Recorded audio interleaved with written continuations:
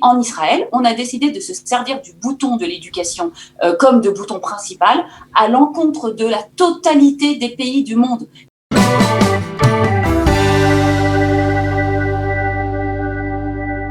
Et nous allons continuer à parler donc justement de ces décisions prises par le gouvernement concernant le retour des petites classes à l'école et puis aussi la réouverture de certains commerces à partir de dimanche prochain. Nous sommes maintenant en ligne avec Yael Efra. Yael Efra, bonjour.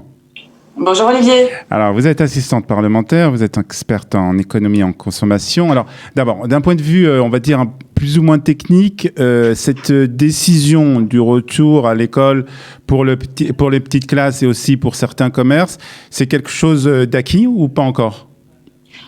Écoutez, en fait, oui, plus ou moins, puisque ça a été voté par le gouvernement, sauf qu'aujourd'hui, à la commission de l'éducation de la Knesset, on va tenir un vote pour approuver ou non approuver le décret d'application. Donc, pour l'instant, on a reçu uniquement le décret d'application de la loi qui concerne ce qui est sorti vendredi et qui concerne l'enseignement en ce qu'on appelle, excusez-moi Olivier, je trouve à force de parler en hébreu toute la journée, je ne trouve plus, en milieu ouvert, c'est-à-dire dans les parcs, à l'air libre, voilà. Ouais, d'accord. Donc en fait, vous savez que le gouvernement a vendredi publié des décrets de façon assez surprenante afin d'autoriser enfin les élèves à se rencontrer donc à l'air libre, à l'air ouvert, dans des parcs, dans les cours des écoles, avec un professeur au maximum, donc un groupe de 15 élèves avec un professeur.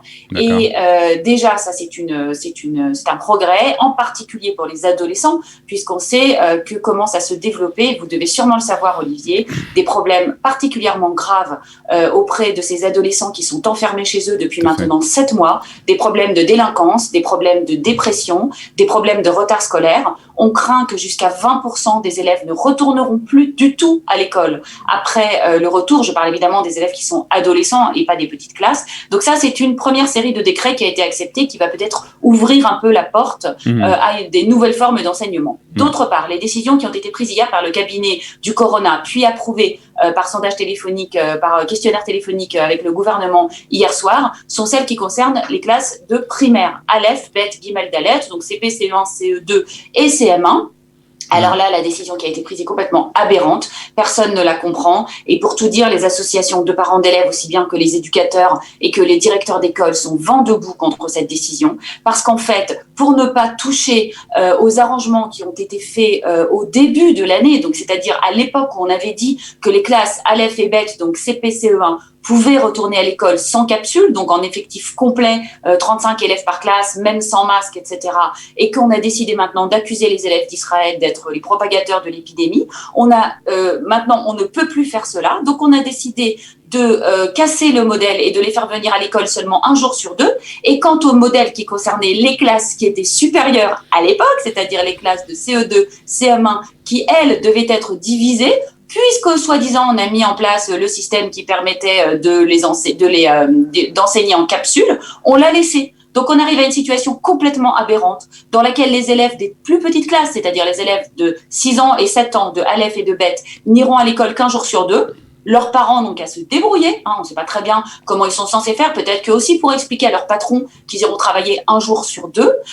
Avec, en plus, comme il n'y a pas d'argent, que le ministère des Finances a refusé catégoriquement de rallonger 700 millions de shekels pour pouvoir séparer également les centres aérés, puisque vous savez que l'école en Israël se termine à 1 heure ou 2 heures. Alors, ils vont être mélangés jusqu'à 28 élèves par classe dans les centres aérés l'après-midi. Donc, tout ce qu'on essaye d'accomplir, soi-disant, le matin, ne sert strictement à rien. Les élèves seront également séparés au sein des transports scolaires. Donc, en fait, une fois de plus, des décisions qui ne sont, comme on dit en français, ni carpe ni lapin, qui n'ont aucune efficacité. De toute façon, on sait, et toutes les études internationales le prouvent, et le ministère de la Santé israélien est le seul du monde à déclarer que les enfants contaminent plus que les adultes. C'est totalement faux. Il a présenté la semaine dernière un rapport totalement scandaleux, biaisé, basé sur une étude sérologique qui avait été réalisée sur moins de 5000 enfants à Bnei Brak, des enfants malades qui avaient été amenés à la Coupat Cholim uniquement pour faire une prise de sang parce qu'ils avaient une suspicion, pas forcément de corona, mais d'une autre maladie, donc évidemment qui ont donné des résultats élevés. Il s'est permis de façon complètement anti-scientifique de présenter ces résultats comme étant une preuve irréfutable que les enfants contaminent, tout ça pour obtenir des objectifs, puisque en fait il faut comprendre, Olivier, qu'on a une espèce de système de vase communicant. Ça veut dire qu'on a un certain nombre de boutons sur lesquels on peut appuyer pour faire baisser la maladie. Donc, où on ferme le commerce, où on ferme les écoles, où on ferme les synagogues, où on ferme les entreprises, etc. Donc, plus il y a de personnes qui sont enfermées chez elles, plus de facto, c'est sûr que s'ils voient personne, ils vont pas contaminer les autres. Mais en Israël, on a décidé de se servir du bouton de l'éducation comme de bouton principal à l'encontre de la totalité des pays du monde, qui explique que les dommages causés par l'arrêt de tout un système scolaire dans un pays jeune comme Israël, je rappelle que 35% de la population a moins de 18 ans, on se rend compte que c'est le seul bouton sur lequel le gouvernement réussit à appuyer et qu'on lui obéisse, forcément, puisque c'est le ministère de l'Éducation et que toutes les personnes qui y travaillent sont des fonctionnaires. Alors, et qu'ils obéissent quand même, il faut dire, on en a parlé ce matin, il y a dans le journal, qu'il y a certaines municipalités quand même qui ont pris des initiatives et qui vont un peu à l'encontre justement de ces décisions. On a parlé de Givatayim, on a parlé de Rishon LeZion, qui vont justement permettre d'étudier toute la semaine. Est-ce que il n'y a pas un risque aussi dans ça, d'avoir aussi, on pourrait dire, une éducation à deux vitesses, c'est-à-dire que les villes riches vont pouvoir permettre donc à leurs enfants d'aller à l'école pendant toute la semaine, alors que les villes pauvres ne pourront pas le faire.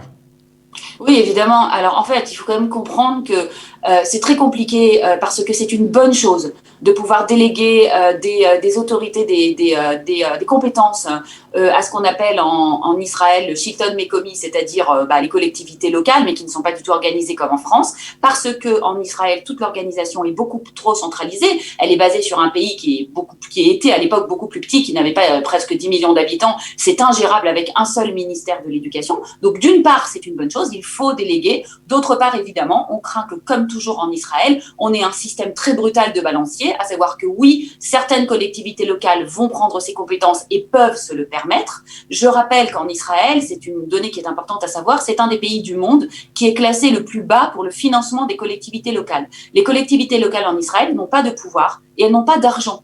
Donc, en fait, celles qui sont leur seule source de revenus, c'est la fameuse Arnona, c'est-à-dire la taxe foncière payée par les habitants et payée par les entreprises. Donc, plus une ville a d'entreprises, plus elle est riche. Et si elle est riche, évidemment, elle peut se permettre, comme Tel Aviv, comme vous l'avez dit, comme Herzliya, comme Givatayim, aussi comme Modine, comme des collectivités territoriales qui comportent, vous savez, des kibbutzim et des moshavim qui sont riches, de pouvoir financer, de rajouter de l'argent, de payer des salariés supplémentaires, alors que de l'autre côté, comme vous l'avez souligné très justement, la périphérie se trouve complètement démunie. Elle n'a pas d'argent pour ajouter des jours et pour ajouter des heures. C'est la même chose déjà avec les activités extrascolaires, Olivier, on le sait. À Tel Aviv ou à Ra'anana, on a plus d'activités extrascolaires pour beaucoup moins d'argent que dans une ville comme Jérusalem, qui est la deuxième ville la plus pauvre d'Israël. Donc, si on ne met pas en place un mécanisme de rééquilibrage qui va garantir que les collectivités locales vont se compenser entre elles ou que l'État garantira un minimum de services, je ne sais pas ce qui va se passer. C'est pas demain la veille. Effectivement, vous avez raison, vous avez pointé un vrai danger. Alors, je voudrais qu'on parle aussi rapidement, Yael, d'un autre sujet qui est la réouverture des commerces. En tout cas, pour le moment, il y a seulement les salons de coiffure et les salons de beauté qui vont réouvrir. Je crois aussi les cours de conduite vont pouvoir reprendre. On a du mal à comprendre pourquoi, par exemple, les supermarchés comme Rami Lévy, Ocherad sont ouverts alors que les petites macolettes du coin, les petites épiceries du coin, ne sont pas ouvertes. Oui, c'est incompréhensible. Vous avez tout à fait raison, Olivier. D'ailleurs, aujourd'hui, hier, j'ai lu un article dans le quotidien de Marqueur qui pointait qu'en plus, les grandes surfaces, au-delà de s'enrichir énormément et d'avoir vu leurs ventes exploser, se sont maintenant mises à vendre toutes sortes de produits qui ne sont pas en principe à la vente en grande surface, comme des jouets, des jeux de société, des accessoires de sport, etc. Donc, on se rend compte que là, il y a une exploitation. On ne comprend pas la logique. En fait, évidemment, il est normal de définir qu'un commerce vital doit être assuré. Et comme vous l'avez dit, pourquoi pas l'épicerie de quartier? Pourquoi obliger les personnes âgées à prendre des risques, à aller faire des kilomètres, à aller se mettre dans des magasins surpeuplés? Aujourd'hui, c'est une guerre sans merci qui se mène au sommet de l'État entre le ministère de la Santé, qui est un organisme qui transforme tout celui qui est à sa tête en la personne la plus précautionneuse et la plus partisane du risque zéro qui existe. Donc aujourd'hui, c'est Yoli Edelstein, mais si demain on y mettait, je ne sais pas moi, Naftali Bennett, il dirait exactement la même chose dans 3 semaines. C'est l'appareil qui est fait comme ça. Et donc, il y a cette guerre entre le ministère de la Santé qui craint que les données de la maladie ne remontent. Et derrière tout cela se cache bien évidemment, comme on dit en hébreu, l'éléphant qui est dans la pièce, c'est-à-dire le secteur ultra-orthodoxe, qui lui, en fait, est un facteur très important de montée de la maladie. Et donc, une fois de plus, je vous explique, c'est le système des boutons. Donc, si on peut obliger un maximum de commerces à être fermés, on imagine que ça va équilibrer le fait qu'à côté, dans des villes, si vous allez vous balader dans des villes ultra-orthodoxes, vous verrez que tous les magasins sont ouverts. Simplement, la loi ne va pas être respectée. Donc, il faut absolument que des critères soient mis en place. Et pourtant, ce ne sont pas les experts qui manquent. Ce ne sont pas les médecins qui manquent. Tous recommandent d'ouvrir de façon raisonnable, avec des vraies limites. Après, le problème en Israël, vous le savez, Olivier, c'est la désobéissance, c'est le fait que les gens n'obéissent pas forcément aux instructions qu'on leur donne. Donc, il faut rouvrir le commerce au plus vite, en respectant effectivement des critères, on va dire des critères à l'européenne. Alors, pour dernière question, et peut-être que vous allez essayer de répondre rapidement, je suppose que c'est quelque chose où on peut passer beaucoup plus de temps, mais concernant justement ces décisions qui sont prises au sein du gouvernement, est-ce que la Knesset a quelque chose à dire? On se rappelle que la présidente de la commission du Corona avait essayé de changer des décisions prises par le gouvernement, en particulier pour les salles de sport, etc., et qu'elle avait elle l'a fait, mais ça avait été mal pris par le gouvernement. Est-ce que ce genre de commission, est-ce que les députés peuvent faire quelque chose? Ah ben bien sûr, hein. Hier, le président de la commission de l'éducation, Ram Shefa, a donc annoncé que si le